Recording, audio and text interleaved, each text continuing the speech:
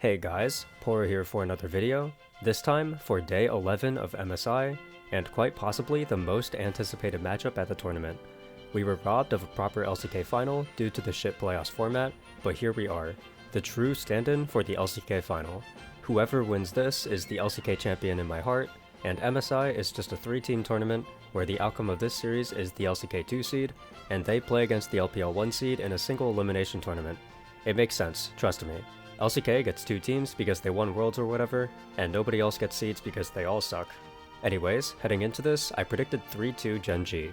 I think T1 has been ramping up big time over the course of the tournament, with Owner, Guma, and Keria all being in their domestic playoffs form. Gen G has also been ramping up, and I think they have the higher ceiling, but their games have not all been clean, and I think T1 can definitely win.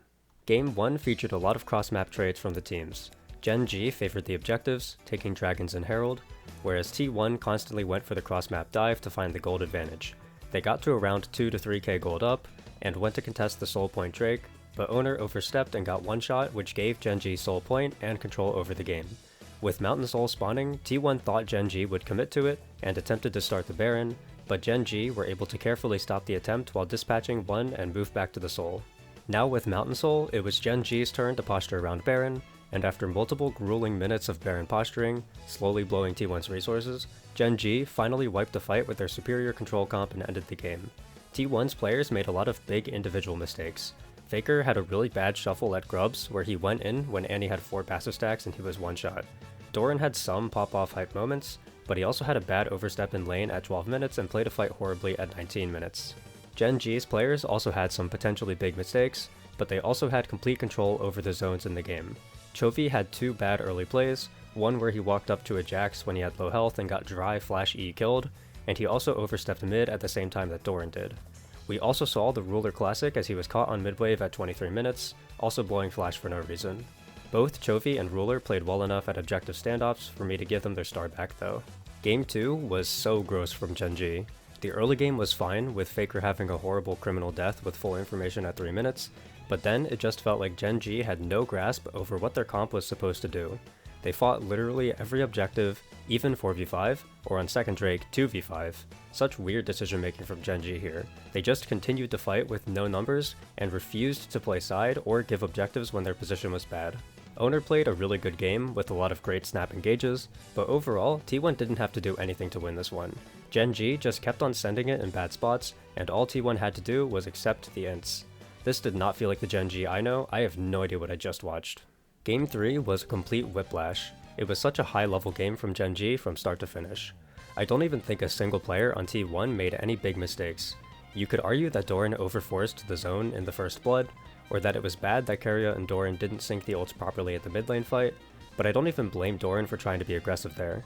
Gen G's comp controls space so well and wins every long standoff due to their Senna sustain, so someone has to do something to try and force the situation so that T1 doesn't get bled out of everything.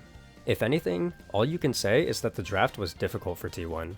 Misfortune struggles so hard to get good ults against Pantheon, Bard has no teammates who can really follow up an ult with hard CC other than like Victor W.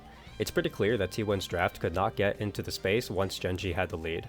Just a beautiful game to watch, nothing else to say. The only thing I would say is that I feel like Duro played a really great early game on Alistar. It was a quiet game from the kills standpoint, but I could feel so much pressure coming out from the support position there, which helped Gen G get that space lead. Wow, Game 4 was so tense.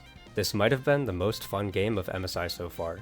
Gen G had the lead at first with good early pathing from Canyon and really strong early fights. Then, at second Drake, Gen G just thought they couldn't win, even though I think they should have fought it, and they ended up conceding pressure and getting bled out until T1 was on Soul Point. Chovy had some terrible flash charms, and overall played the second and third Drake standoffs bad enough to give T1 the angles. Then we got Baron number 1, where Gen G decided to go for Baron instead of the losing Soul fight. T1, instead of taking the Soul, decided to contest Baron 5v5, and Owner went too fast on the engage to get one shot. With Baron, Gen G wrestled control of the game and used it to get all the way to Ocean Soul and a second Baron. At the second Baron, Gen G could have won the entire game off of the Keen wall slam, but Duro missed his handshake off the stun, and then threw his ult to Narnia. This missed opportunity would end up mattering as they had to extend the game after Soul. After securing the Soul, Canyon wanted to force a fight and played the flank way too fast and got one shot, and the 4v5 in the ensuing fight was impossible for Gen G to win. Then, at 3rd Baron, it was Keen's turn to get picked off as T1 had yet another 4v5 and were able to close it out. I want to give a lot of credit to Guma and Doran here. Both of them played amazing in every winning fight. Doran overforced a couple of times, but his angles all looked reasonable, and maybe were good if T1 snapped faster. I also want to give Ruler a 4, as it was an incredibly clean game from him, just ruined by different teammates playing situations too fast. Honestly, games 3 and 4 have been some high quality League of Legends. T1 looks fully in form here, and Gen G just came off a pretty bad throw at the end of game 4, so the momentum is probably in T1's favor. This is definitely the highest skill series we've gotten at this tournament so far. Gen G look better here than they did against AL, and T1 is rising to the occasion. Game 5 started out as a complete horror for Gen G. Owner was completely gapping Canyon early. Nidalee got caught on an invade and was killed, and she was set unbelievably far behind. With zero pressure from jungle, Keria started taking over the map.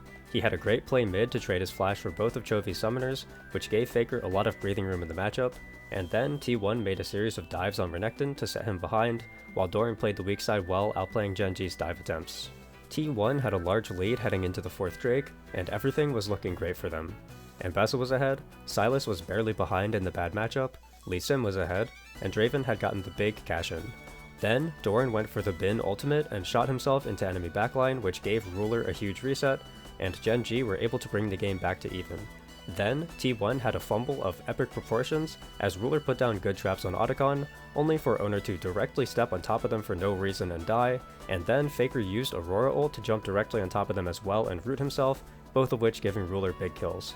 With the game now in Gen G's favor somehow, all they had to do was play around Ruler to win.